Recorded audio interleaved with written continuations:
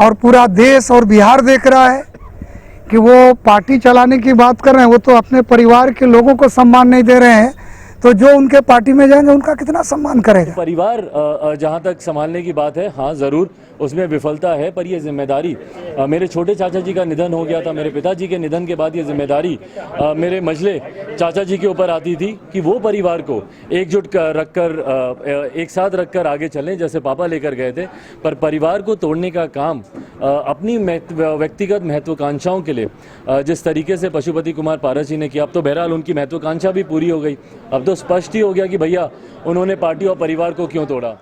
नमस्कार, news for nation देख रहे हैं आप। मैं हूं आपके साथ रश्मि। चिराग पासवान आज आशीर्वाद यात्रा के कारवां में कटिहार पहुंचे, लेकिन कटिहार पहुंचते ही सांसद दुलाल चंद गोस्वामी ने चिराग पासवान पर बड़ा हमला कर दिया। उन्होंने कहा कि चिराग पासवान अपने परिवार की जिम्मेदारी नहीं संभाल पाए तो पार्टी की जिम्मेदारी क्या संभालेंगे। ऐसे में चिराग पासवान ने भी जवाब दिया है। आपको बता दें कि चिराग पासवान ने कहा है कि मेरे पिता रामविलास पासवान ने पार्टी की जिम्मेदारी मुझे सौंपी थी और मैंने इस जिम्मेदारी को बखूबी निभाया है। जहां तक परिवार की बात है तो परिवार को जोड़कर रखने का काम मेरे चाचा पशुपति पारस का था, लेकिन उन्होंने अपने स्वार्थ के लिए, अपने निजी लाभ के लिए पार्टी को छोड़ दिया और कई सांसदों को भी अपने साथ ले गए। लेकिन जहां तक पार्टी की बात है तो आज भी सभी कार्यकर्ता मेरे साथ खड़े हैं। क्या कुछ कहना है चिराग पासवान का। सांसद को जब आशीर्वाद यात्रा के बारे में पूछा गया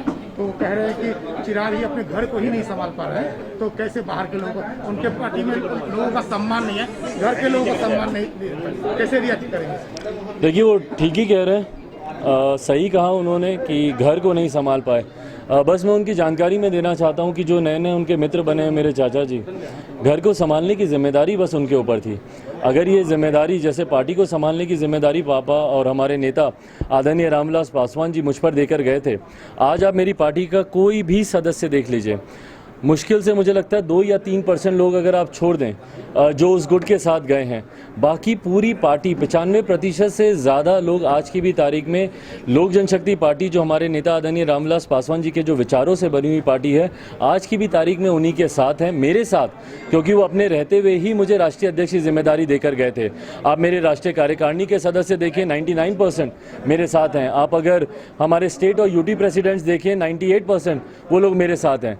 तो 95% प्लस आज की भी तारीख में सदस्य मेरे साथ हैं। तो परिवार जहां तक संभालने की बात है, हाँ ज़रूर उसमें विफलता है, पर ये जिम्मेदारी मेरे छोटे चाचा जी का निधन हो गया था, मेरे पिताजी के निधन के बाद ये जिम्मेदारी मेरे मझले चाचा जी के ऊपर आती थी कि वो परिवार को एकजुट रखकर एक साथ रखकर आगे चलें, जैसे पापा लेकर गए थे। पर परिवार को तोड़ने का काम अपनी व्यक्तिगत महत्वाकांक्षाओं के लिए जिस तरीके से पशुपति कुमार पारस जी ने किया, अब तो बहरहाल उनकी महत्वाकांक्षा भी पूरी हो गई। अब तो स्पष्ट ही हो गया कि भैया उन्होंने पार्टी और परिवार को क्यों तोड़ा। तो सांसद महोदय को ये जानना ज़रूरी है कि वो जिसके ऊपर उंगली उठा रहे हैं वो व्यक्ति गलत है। परिवार को संभालने की जिम्मेदारी परिवार के मुखिया की होती है। मेरे ऊपर जिम्मेदारी पार्टी को संभालने की थी, मैंने पहले भी अच्छी तरीके से निभाई है और आज भी जिले जिले में जाकर पार्टी और परिवार दोनों को संभालने का प्रयास कर। परिवार के लोगों को सम्मान नहीं दिए, ये आरोप है।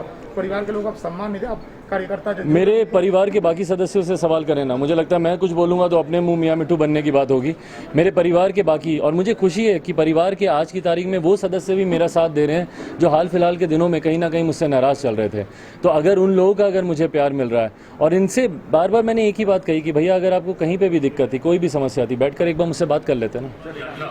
बिहार के हर एक जिले से होती हुई इसका समापन हम लोग लोक जनशक्ति पार्टी की सबसे बड़ी बॉडी है, बल्कि देश भर के जितने हमारे जिला अध्यक्ष हैं, जितने हमारे अध्यक्ष हैं, राष्ट्रीय स्तर से लेकर पंचायत स्तर के जितने भी हमारे पदाधिकारी हैं, देश की काउंसिल बनती है, उस नेशनल काउंसिल की बैठक होगा। आप सब जानते हैं कि दिल्ली में इस हफ्ते से शुरू होगा, तो मंडे से थर्सडे रविवार के दिन ये यात्रा इसी तरीके से हर एक चरण में, जैसे आगे अगले फेज में भी इसी तरीके से, अगर मेरी जानकारी सही है तो प्रदेश के लोग गया, जहानाबाद, इस हाजीपुर से हमने शुरुआत की, समस्तीपुर से होती हुई बेगूसराय। नहीं है, आप सब मुझे टोकिएगा अगर मैं ज़्यादा भारी भरकम, और अपनी ताकत को मजबूत करना है।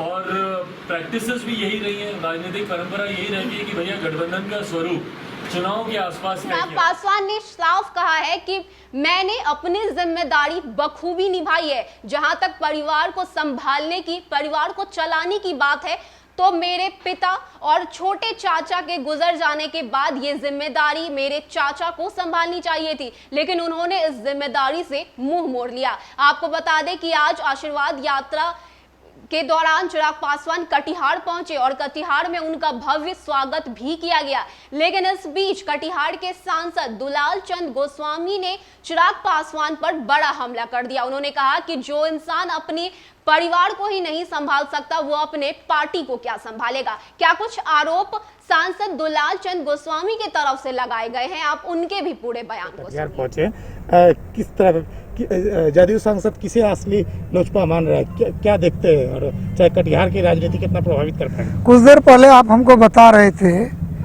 कि एलजीपी में ये बात चल रही है कि कौन पुराना एलजीपी है, कौन नया एलजीपी है। तो हम ये कहना चाहते हैं कि आज चिराग साहब यहाँ घूम रहे हैं और वोट नहीं खोज रहे हैं, वर्कर खोज रहे हैं। और हमको लगता है कि वर्कर खोजने में भी उनको मुश्किल पड़ेगा, क्योंकि देखिए आदमी को किसी विरासत को बचाने के लिए जो है लोगों का सम्मान करना पड़ता है। और ये तो बड़ा ही दुखद बात भी है। और पूरा देश और बिहार देख रहा है कि वो पार्टी चलाने की बात कर रहे हैं, वो तो अपने परिवार के लोगों को सम्मान नहीं दे रहे हैं, तो जो उनके पार्टी में जाएंगे उनका कितना सम्मान करेगा। आज इसीलिए वर्कर खोजना पड़ रहा है, घूमना पड़ रहा है। कोई फैक्टर नहीं होगा इस क्षेत्र में, राजनीति कोई विषाद नहीं बना पाएंगे। लोग चुनाव लड़े थे, पता चल गया, और आने वाला दिन में भी पता चल जाएगा। जनता दल यूनाइटेड और एनडीए कटिहार जिला में इतना मजबूत है, और अभी हमारे साथी और कटिहार की जनता ने यह तय कर लिया है कि 2020 में जो मिस हुआ था, आने वाला दिन में नहीं होने वाला है, कोई त्रुटि नहीं रहेगा। और बिहार में पुनः नीतीश जी का मजबूती से परचम लहराएगा। आज जो आप यहाँ देख रहे हैं, कोई ये आयोजित प्रोग्राम नहीं है।